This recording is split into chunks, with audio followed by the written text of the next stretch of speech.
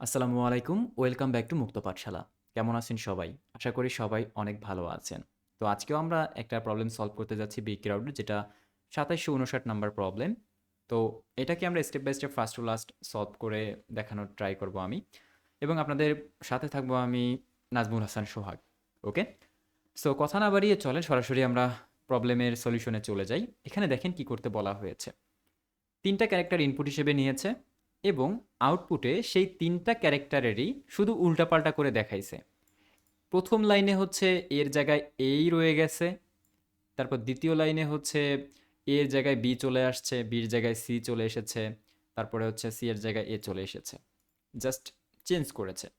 তৃতীয় লাইনে একইভাবে এর জায়গায় সি এসেছে, বি এর জায়গায় এ এসেছে, তারপর সি এর জায়গায় বি এসেছে। তো নর্মালি আমরা কি করব, স্ক্যান করে ইনপুট নিয়ে নিব এবং সেই ভ্যারিয়েবলগুলোর স্থান শুধু পরিবর্তন করে দেব। এতটুকুই তো, তাই না?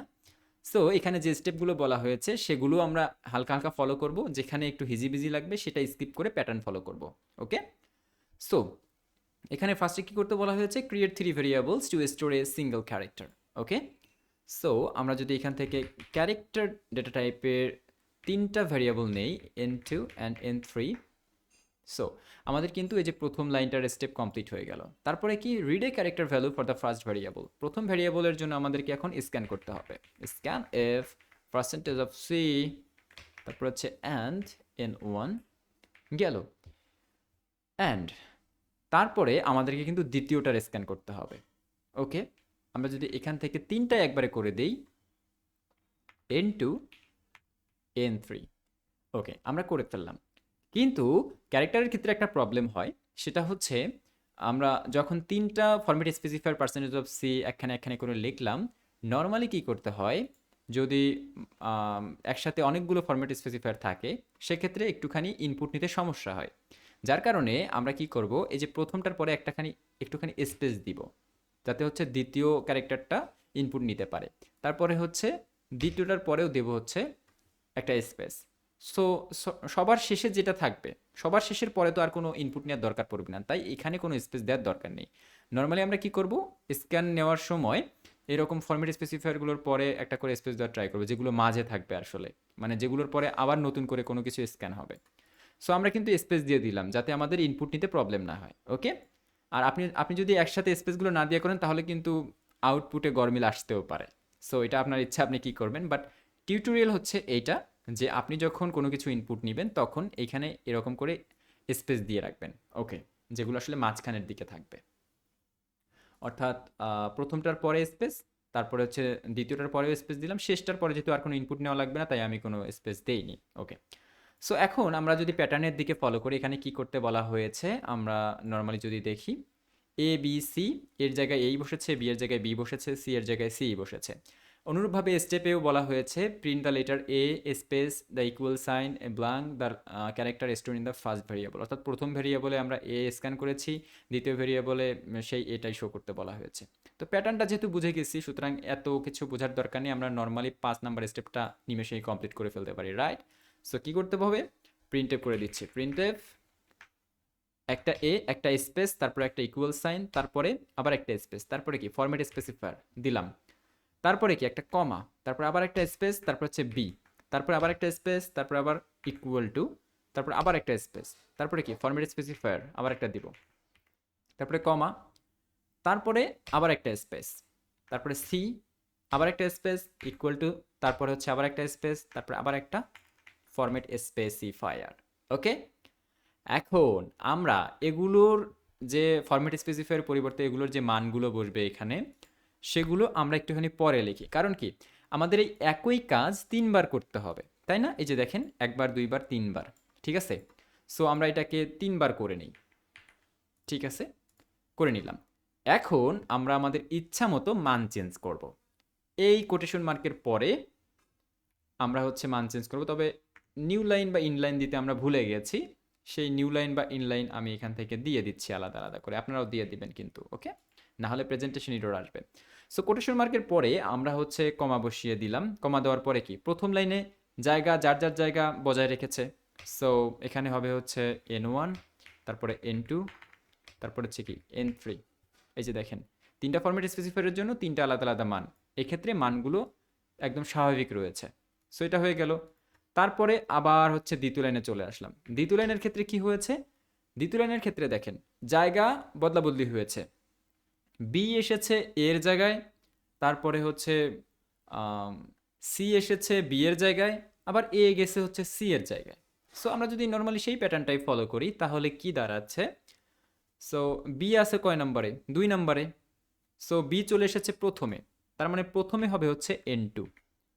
তারপরে সি চলে এসেছে 2 নম্বরে, সি কোথায় ছিল? তৃতীয়তে, তার মানে হচ্ছে এখানে হবে N3। ওকে, N3। তারপরে এইখানে দেখেন এ এখানে শেষে চলে এসেছে, এ কোথায় ছিল? এ ছিল হচ্ছে প্রথমে। সো আমরা হচ্ছে কি দিব? N1। ওকে, সো এইভাবে কিন্তু আমাদের দ্বিতীয় স্টেপটা আমরা কমপ্লিট করে ফেললাম। আপনারা যদি এই স্টেপগুলো ফলো করেন তাহলে কিন্তু এই রকম রেজাল্টই আসবে। সো আমরা যখন একটা জিনিসের প্যাটার্ন বুঝে ফেলবো সেই অনুযায়ী করার ট্রাই করবো, তাহলে সময় অনেক সাশ্রয় হবে। ওকে, এখানে দেখেন যে একটা লেটার এ দিতে বলা হয়েছে, তারপর একটা স্পেস, তারপর একটা ইকুয়াল সাইন, তারপর একটা ব্ল্যাঙ্ক, তারপরে হচ্ছে the character store in the first variable read in the step 3। অর্থাৎ স্টেপ 3তে আমরা যেটা স্ক্যান করে নিয়েছিলাম সেইটার মান প্রথমে বসাতে বলা হয়েছে।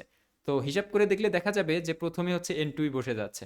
ঠিক আছে, সো অনেক বেশি কমপ্লেক্স হয়ে যাবে যদি আপনারা এই ডিসক্রিপশনগুলো পড়ে পড়ে করতে চান। সো প্যাটার্ন যেহেতু বুঝে ফেলেছেন তাহলে আর কি লাগে। ওকে, সো আমরা হচ্ছে এখন তৃতীয়টা তো অবশ্যই নিজে নিজেই করতে পারবো। সেটা কি? সেটা হচ্ছে এইবারে সি ছিল শেষ পজিশনে, সেটা প্রথমে চলে এসেছে, তার মানে কি প্রথমে এবারে N3 হবে। তো আমি এখান থেকে N3 বসে দিচ্ছি, N3। তারপরে কি? এ থাকে হচ্ছে প্রথমে, সেটা আবার মাঝখানে চলে এসেছে। সো এখানে কি হবে? মাঝখানে হবে হচ্ছে N2। তারপরে এই যে এখানে দেখেন বি ছিল হচ্ছে সেকেন্ড পজিশনে, সেটা আবার শেষে চলে এসেছে। সো এখানে কি হবে? এখানে হবে হচ্ছে এন, এখানে কি হবে? N1। ওকে, আচ্ছা একটুখানি মনে হচ্ছে ভুল হলো, একটুখানি চেক করে দেখি কেমন। এইখানে প্রথমে হচ্ছে এ ইকুয়াল টু সি, তো সি এর পজিশন নর্মালি শেষে ছিল কিন্তু এটা প্রথমে চলে এসেছে, রাইট? তো আমরা যেহেতু প্রথমে N3 বসাতে চাই তাহলে আমরা N3 বসাই দিলাম। তারপরে হচ্ছে বি এর পজিশন কোথায় থাকে? বি সমান সমান এখানে এ চলে এসেছে, এর মান কোথায় থাকে? এর মান হচ্ছে 1-এ। সো আমরা এখানে বসিয়ে দেবো হচ্ছে N1। এই যে বলেছিলাম কি জানি একটা ভুল হয়েছে। এবং তারপরে কি? সি সমান সমান আবার বি হয়েছে, বি আছে 2 নম্বরে, তার মানে এটা হবে হচ্ছে N2। ওকে, একটুখানি উল্টাপাল্টা হয়ে গেছিলো, কি জানি একটা মনের ভিতরে ভেবে বসেছিলাম যার কারণে উল্টাপাল্টা হয়ে গেছে। যাই হোক, একটুখানি মিলিয়ে নেবেন যে এখানে জাস্ট একই রকম মান, শুরুটাতে সব কিছু একদম একই রকম থাকবে, পরেরগুলোতে শুধু হচ্ছে চেঞ্জ করে দিছে, এর জায়গায় হয়তো বা বি বসছে, বি এর জায়গায় সি বসেছে। তো একই রকম আর কি, আপনারা এই যে এখান থেকে জাস্ট এই মানগুলো চেঞ্জ করে দিবেন তাহলেই হয়ে যাবে যে কোনো ভ্যারিয়েবল নিয়ে। সো দ্যাটস ইট, আমাদের প্রবলেম হয়তো মোটামুটি সলভ হয়ে গেছে। আমরা যদি এটা দিয়েও কম্পেয়ার করে দেখি তাহলেও হবে, আবার এটা দিয়ে কম্পেয়ার করে দেখি তাহলেও হবে, একটা প্যাটার্ন বুঝতে পারলেই হয়ে যাবে। সো চেক করে দেখা যাক তাহলে এবারে। আমাদের হচ্ছে এ বি সি নিয়ে নিলাম, এবং এখানে দেখতে পাচ্ছেন যে এর জায়গায় এটা ঠিক আছে। তারপরে হচ্ছে কি, হ্যাঁ এটাও ঠিক। তারপর হচ্ছে সি এ বি, এটাও ঠিক। এখন হচ্ছে আরেকটা যে টেস্ট ওরা দিয়েছে, 0 0 1 2, এটাকে দেখি 0 1 2, আর তারপর হচ্ছে 1 2 0, তারপরে 2 0 1। That's it. নর্মালি এটাকে জাস্ট আমরা এখন কপি করে নিচ্ছি এবং আমরা সাবমিট করতে যাচ্ছি। ওকে, অ্যান্ড এখান থেকে ল্যাঙ্গুয়েজ C99 সিলেক্ট করে নিচ্ছি। কোথায় গেল C99? শুরুর দিকে থাকবে, হ্যাঁ। ওকে, অ্যান্ড এখান থেকে আমরা কার সিলেক্ট করলেই মানে করে নিচ্ছি, কার ক্যাপচা। Okay, that's it. আমাদের এটা কিন্তু এখন গ্রহণ করা উচিত, দেখা যাক আসলে কি ঘটনা ঘটে। সো দ্যাটস ইট, দেখতে পাচ্ছেন যে অ্যাকসেপ্টেড হয়ে গেছে। সো এই ছিল আমাদের আজকের ভিডিও। আশা করি আপনাদের অনেক হেল্পফুল হবে আপনাদের জন্য। যদি হেল্পফুল মনে হয় তাহলে অবশ্যই মন থেকে ভিডিওতে একটা লাইক করে দিবেন, কারণ আপনাদের একটি মূল্যবান লাইক আমার জন্য অনেক সময় মোটিভেশন হিসেবে কাজ করে। ওকে, আর যদি ভালো লাগে রিকোয়েস্ট করবো চ্যানেলটি সাবস্ক্রাইব করে রাখবেন। এতে হয়তো বা সামহাউ উপকৃত হতে পারেন, যদি ইচ্ছা হয় তাহলে সাবস্ক্রাইব করে রাখেন। তো দেখা হচ্ছে পরবর্তী ভিডিওতে। টিল দেন সবাই ভালো থাকবেন, সুস্থ থাকবেন এবং আমার জন্য অবশ্যই দোয়া করবেন। আল্লাহ হাফেজ।